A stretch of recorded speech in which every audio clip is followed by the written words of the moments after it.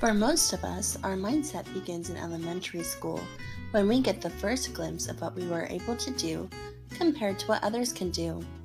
We are separated into groups based on our reading levels or our mastery of the times tables. The smart kids are patted on the head and praised for their intelligence. The not so smart kids are given extra attention and are pushed to keep up their progress.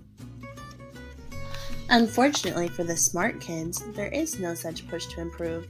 They seem to glide through every assignment that their teacher can throw at them. They gloat over their 8th grade reading levels and feel a little superior to the kids who didn't get 100% on their times tables. School is simple for these children, until it isn't. Inevitably, they will find the point where their natural intelligence isn't enough to get them through anymore. From now on, mastery will require effort. For children who base their worth on their intelligence, this can be quite a blow.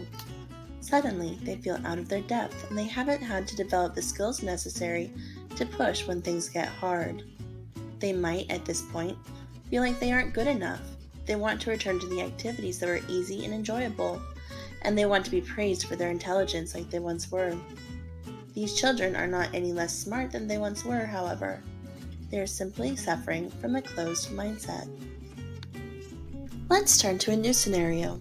You have a child who wants to learn to play the piano. He is bright and tends to learn quickly and easily.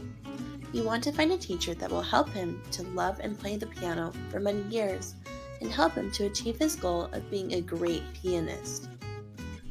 You have found 2 teachers with great reviews online. Teacher A tends to be very popular as she makes her students feel like prodigies. She raves about how smart her students are and how quickly they learn. Most children tend to breeze through the first few months and love every minute of it. However, she spends very little time on theory, which requires effort to understand but is helpful in the long run. She also tends to skip anything that is out of her students' comfort zone, pass off songs before they've been mastered, and honestly ignore any signs that her student may be struggling. Teacher B, however, takes a more slow but steady approach. She is enthusiastic about her students' efforts regardless of how quickly or easily they have learned a song. She makes sure to hit on the basics, taking time to teach the theory and why it is that things are done a certain way. Instead of glossing over mistakes, she highlights them as an opportunity for learning. She takes the time to work through difficult pieces and encourage her students to do things the right way instead of the easy way. Sometimes her students get frustrated, but she uses those moments to build up their confidence and let them know that she believes in their ability to do anything they put their mind to. Which teacher would you choose?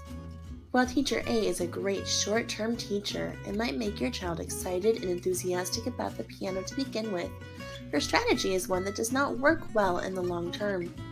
Inevitably, as the music gets more difficult, her students will reach a point where they need theory and a growth mindset to continue to progress, which Teacher A has failed to give them. It may happen little by little or all at once, but eventually your child will become frustrated and begin to dread piano lessons, at which point you as a parent will have to confront the age-old dilemma of deciding whether to push your child into doing something they no longer want to do, or allow your child to quit. Teacher B, however, starts with the end in mind.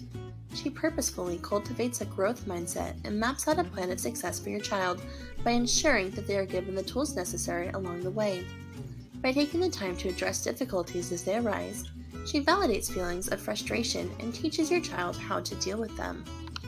Perhaps there will still be a moment of reckoning in which your child gets frustrated and wants to quit, but in that moment it will be a smaller hurdle that your child is better equipped to handle.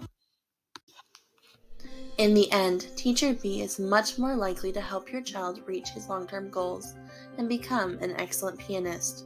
And what's more, she will have given him tools that he can use in other areas of his life, including perseverance and a strong understanding that he is capable of anything.